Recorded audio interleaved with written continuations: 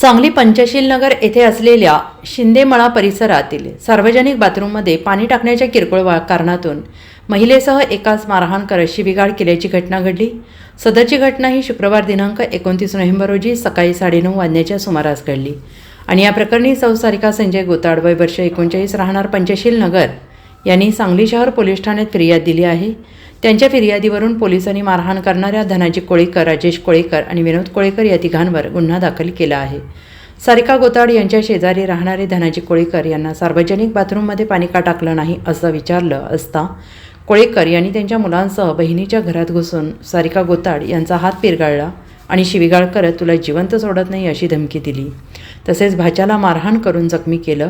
तसेच या घटनेनंतर सारिका गोताड यांनी सांगली शहर पोलीस ठाण्यात फिर्याद दिली। त्यांच्या फिर्यादीवरून पोलिसांनी संशयित तिघांवर गुन्हा दाखल केला आहे। Bureau report SBN Marathi, Sangli Panchsheel नगर।